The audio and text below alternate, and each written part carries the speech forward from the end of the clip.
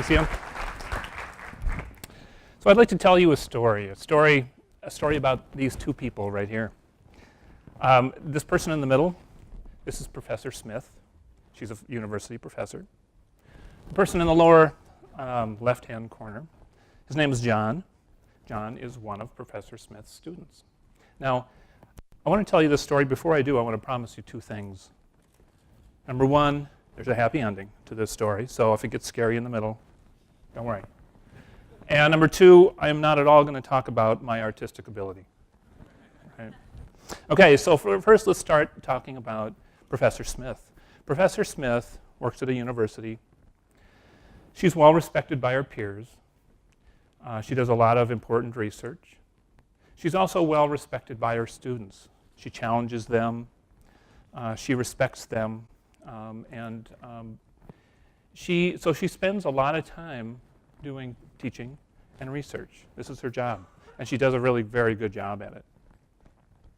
But it's also a very taxing job. She's a very busy person. She's applying for grants. She's preparing for her courses. She's grading papers. She's supervising research assistants. It keeps her very, very busy. It's a stressful job. She also has a family she loves very much. The most important thing in the world to her. She wants to spend as much time as possible with them. So as you can see, the biggest stressor for Professor Smith is time. Right? Okay, so that's Professor Smith. Now her student. Her student's name is John. John is the first in his family to attend college. He wants to be an engineer. Maybe an engineer that creates robots to help people walk. But paying for college has been rather stressful for him. He comes from a low-income family. They do a lot for him. They sacrifice a lot to get him into school, get him through school, to get him in college, to pay for it. But they also know that it's worth it, that it's going to pay off for him in his future. John also has a part-time job. He works in a restaurant just off campus. But the majority of how he pays for school is student loans. He has thousands and thousands of dollars worth of student loans. Is that familiar to anyone here?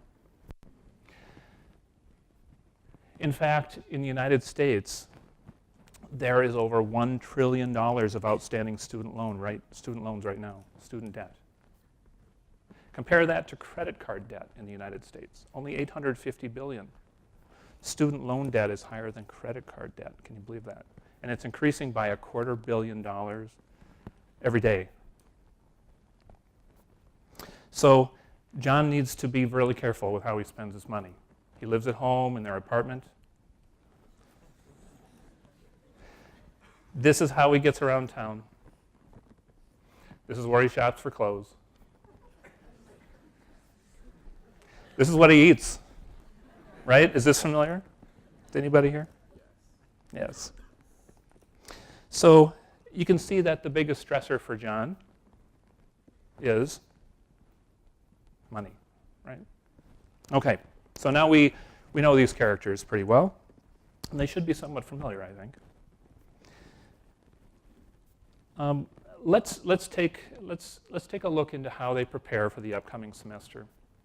So Professor Smith needs to, one thing she needs to do to prepare for the class is she needs to choose a textbook. Textbooks are actually a really important part of a lot of courses. They're a very efficient way for both the instructor and the students to access this content. It's organized well.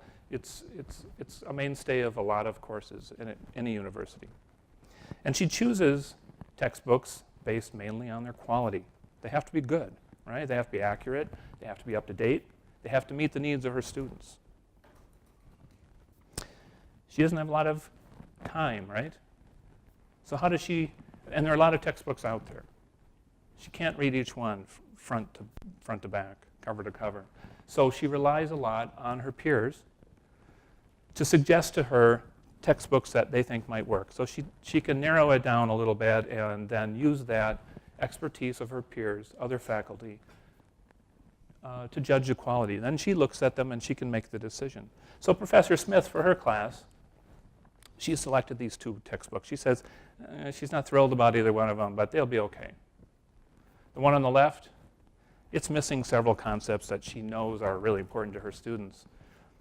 And the one on the right, it actually has 5 chapters in it that she doesn't even plan on covering. So neither one of them are ideal or perfect, but they'll do the job. She looks at the price of these textbooks, and she doesn't like that. She does not like the fact that her choice of textbooks will be kind of burdening students financially that much. Right? So she says either one will work, so she chooses the one that's least burdensome. So now let's talk about John as he prepares for the semester. John takes a trip to the bookstore. This stresses John out a little bit, right? The cost of this textbook. Even though she did everything she could, right, to kind of keep the cost down for him. Keep in mind, this isn't his only class. He has 4 classes. They each have at least 1 required textbook. And so the numbers add up quickly.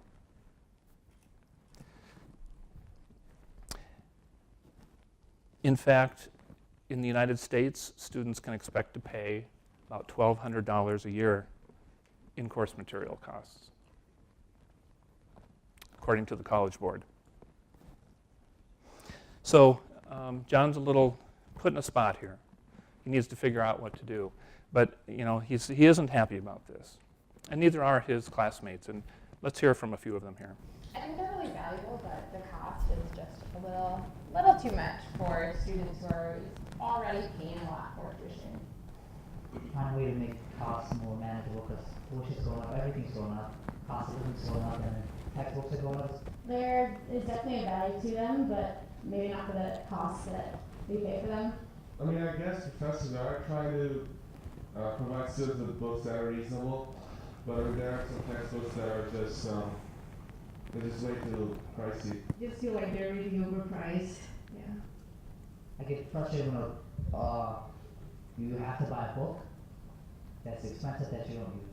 Textbooks are only used for so long before you're done with them, so it's like you use it for a couple months and then probably never touch it again. If people weren't just issuing new editions and just increasing prices, rather stick to what you have. As it's kind of expensive, and sometimes I feel like I have to buy the textbook because as it's required, but it does kind of suck to like throw away so much money on something that you only use for a semester. They should keep the same textbook for several years because the material doesn't change that much. I have purchased them and I don't use them, which is kind of frustrating. I think it's outrageous, actually. Yeah, it costs way too much in general. So John does have a few choices that he can make to help keep the costs down. And so he looks into them. Number one, he could look at used textbooks. And used textbooks do cost less than new textbooks generally. But they're still expensive. And many times publishers come out with new editions every few years. And in this case, Professor Smith, the book that she found was a new edition. And so the used textbook, which is a year old, isn't going to work. You can rent textbooks. Renting a textbook, it costs less than buying a full textbook, but it's still expensive. And when you're done, at the end of the semester, you give it back, right? You're renting it. So you have nothing left, nothing to show for it, at least physically, when you're done. An electronic textbook. This is becoming more and more popular, and they also cost generally less than a new printed textbook. But they're also generally a leased model as well, in that at the end of the semester you lose access to the content as a student. And in addition, some students, and John's one of them, prefer print. They feel that they can study better, they're just more comfortable with a print textbook. So he looked into those options, and none of them really seemed great. There's one more option, though. And it's an option that, unfortunately, too many students are put in the position of making, and that's to go without. Or to go without as long as possible, just to see whether you actually need it or not. Is that a familiar story here? Here's some of John's classmates again. Wait until I feel like there's a need in the class to buy the textbook, or if I'm falling behind and I can't find another resource for free online that would also give me that information, and then I'll buy a textbook. But I haven't really purchasing a textbook until it was completely necessary to have it.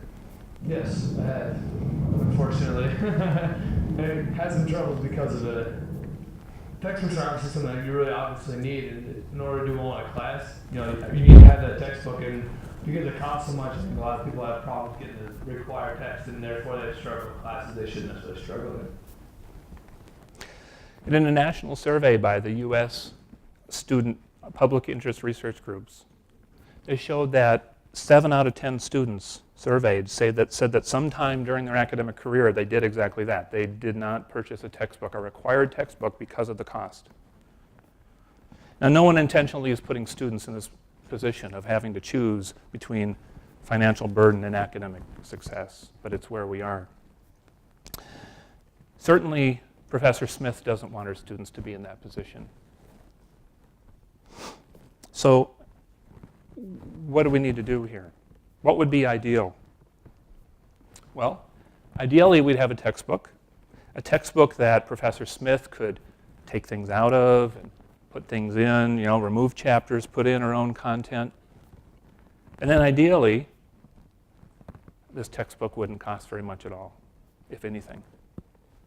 Okay, well that's a dream, right? That couldn't ever exist, could it? Well, let me tell you about open textbooks. Open textbooks are just textbooks, just like any other textbook. They can be print, they can be digital. The difference is that the copyright holder of the textbook, the copyright holder chooses to release the textbook with this license on it. And what this license says to people is, the copyright owner is saying, I made this, but you can take it and mold it to your own needs, take things out, put things in, edit it, change it to best meet the needs of your students. And guess what? You can give it away for free. Okay, now why would someone ever write a textbook like that? That's a whole other talk. But let me assure you they exist. This license is called a Creative Commons license. It's the same license that TED Talk videos are released with. Now, there are different variations, but my synopsis is generally it. It's open. The content they attach to is open. So Professor Smith, now that she's aware that these things exist, is saying, okay, so what do I do? Where do I go? And what we find with faculty is when they're aware of these open textbooks is that we've found that there are a couple of barriers still in the way. They have no idea where to find them, number one. They kind of have grown in different places. You can find them on the internet if you look, but she doesn't have time to look, does she? And then the other thing, which is most important to her, is are these any good? What's the quality like? Obviously, if they're free but they're garbage, no one wants to use them, nor should they, right? So in the College of Education and Human Development here at the University of Minnesota, what we've done is scoured the internet for open textbooks. We've gone out and looked for them and cataloged them. So now there's only one place to look. And now we've also started collecting reviews from faculty. So, because remember how Professor Smith learned about the quality of the textbooks? She relied on her peers, didn't she? So we want to set up that same thing here, in that she can now come to one place, look for the textbook that she likes, and look to see how her peers rated it. And then she can make her own judgments about whether it's good enough for her students and fits their needs. So Professor Smith did just that. She found a textbook. It met her needs.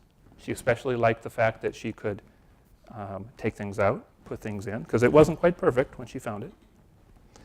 And of course, course, John likes the fact that it's not going to burden him with this financial burden. He can now focus, instead of focusing on trying to figure out how to pay for his education, he can actually focus on his education. Right? So, this sounds really nice, doesn't it? Is this for real? Can it really happen? It is happening. It's happening all over the country. There are hundreds, if not thousands, of faculty who have already adopted open textbooks. And as a very small example, in the College of Education and Human Development here at the University of Minnesota, as a very small pilot group of 10 faculty did find some textbooks, open textbooks from the catalog that they thought were good.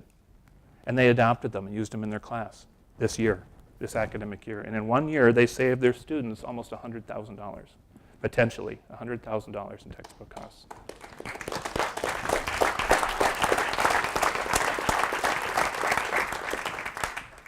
So this isn't a fantasy stickman, fantasy world here we're talking about. This is real, and it's happening now. And what can we do to move this forward? If you're a student, talk to your instructors, encourage them to look. Just encourage them to look, right? None of us want them to find something they don't like and try to use it. Just encourage them to look. If you're a faculty member, explore this catalog we've created and try to find, see if there is something that'll work for you and for your students.